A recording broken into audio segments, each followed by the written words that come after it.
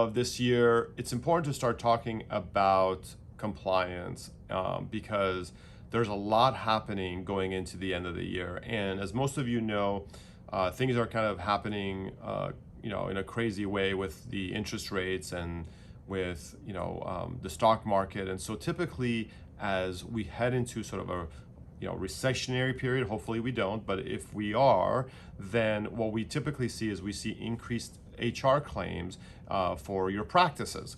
And the reason is that some people lose their jobs, or their spouses lose their jobs, or they change jobs. They go from your office to someone else, but now they want to get some money for themselves, and so they are looking for any and all vulnerabilities in your practice.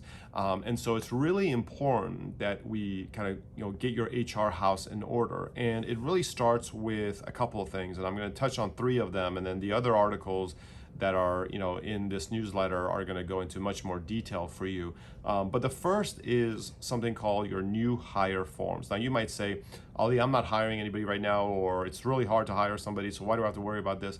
Well, these new hire forms also apply to all your existing employees. And so if you're using one of the payroll companies, whether it's Gusto, Paychex, ADP, any of these guys, they sometimes talk about doing HR, but they're really not doing HR for you. They're just kind of giving you some of the documents, but they don't even give you all the documents you need. And so on average, you need somewhere between 12 to 17 documents nationwide for each and every employee. And some of these payroll companies are giving you like 5 or 6 of them, which are the federal forms. They're not giving you all of the documents you need.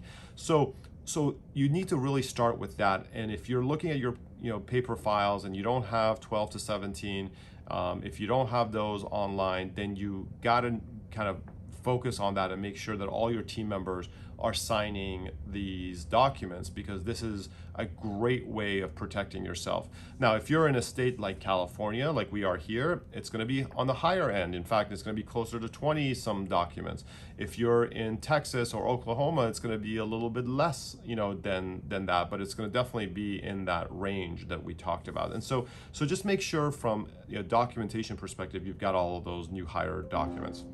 The second thing is an employment manual. So an employment manual is really, really important. You guys have heard me talk about this over and over again. It's become even more important during COVID and since COVID began, because so many laws have changed. And we are now seeing laws change multiple times during the year. And so as opposed to once a year, which used to be the case.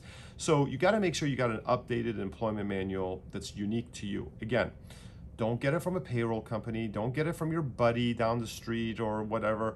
Don't Google this. You are a doctor. You've got a practice that is regulated by the state. You need certain things in your employment manual that some of these entities do not have available, because these payroll companies are giving the same manual that they're giving you, that they're giving a coffee shop and a stamp collector and all these other people. And so those don't apply to you, right? So just put the time in to make sure you have an updated one that is unique to you.